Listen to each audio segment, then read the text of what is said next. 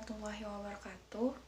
Perkenalkan, nama saya Gladys Aderiana dengan NIM 2010914220009. Pada kesempatan kali ini, saya akan mempresentasikan materi mengenai neuroscience kognitif.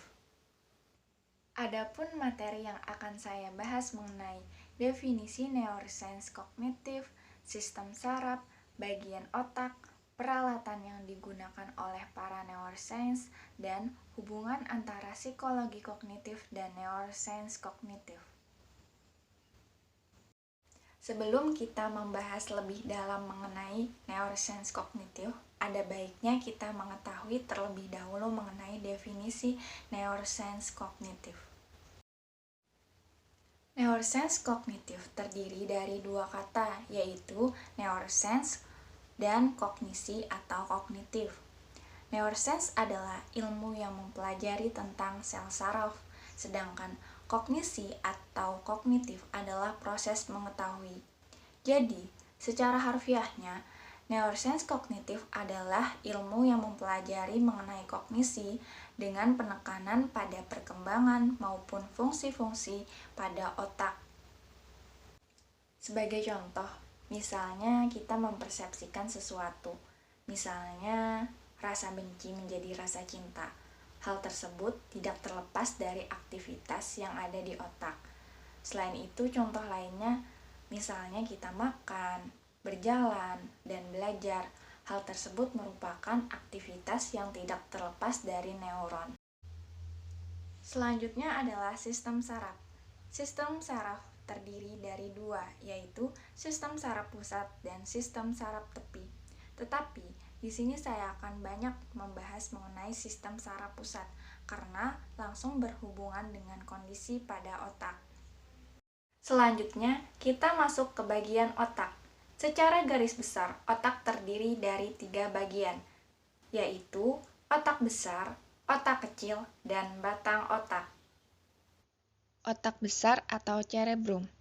Cerebrum terbagi menjadi 2 bagian, yaitu otak kanan dan otak kiri. Belahan otak kanan berfungsi untuk mengontrol pergerakan di sisi kiri tubuh, dan belahan otak kiri berfungsi untuk mengontrol gerakan di sisi kanan tubuh. Otak kecil atau cerebellum. Cerebellum berfungsi untuk mengatur gerakan motorik halus. Selain itu, otak pada bagian belakang ini juga berfungsi dalam keseimbangan tubuh, postur, dan pemerataan fungsi otak kiri dan kanan. Batang otak atau brainstem. Batang otak berfungsi sebagai stasiun pemancar yang menghubungkan otak besar ke saraf tulang belakang, serta mengirim dan menerima pesan antara berbagai bagian tubuh dan otak. Selanjutnya kita masuk ke bagian peralatan ilmuwan neuroscience.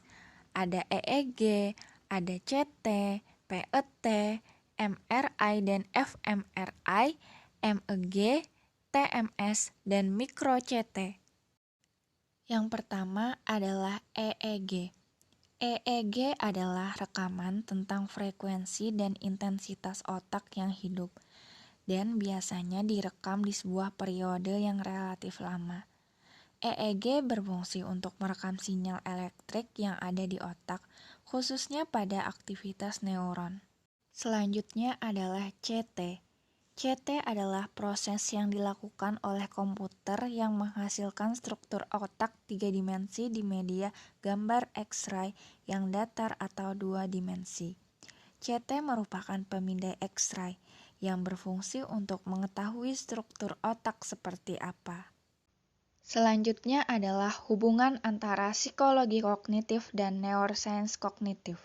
Pertama, kebutuhan untuk menemukan bukti-bukti fisik yang mendukung struktur pikiran yang bersifat teoritis. Kedua, kebutuhan para ilmuwan neuroscience untuk menghubungkan penemuan-penemuan mereka dengan model-model fungsi otak dan kognisi yang lebih komprehensif.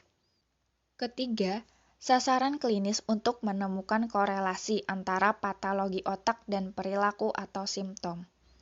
Keempat, meningkatnya keterlibatan fungsi-fungsi neurologis dalam model-model yang menggambarkan kinerja pikiran. Kelima, Upaya para ahli komputer untuk membuat simulasi kognisi manusia dengan mengembangkan piranti lunak yang mampu berperilaku seperti otak manusia. Dan yang terakhir adalah berkembangnya teknik-teknik yang memungkinkan para ilmuwan untuk mengintip ke dalam otak manusia dan mengungkap struktur dan proses yang belum pernah terlihat sebelumnya. Oke, baik. Itu saja presentasi yang dapat saya sampaikan.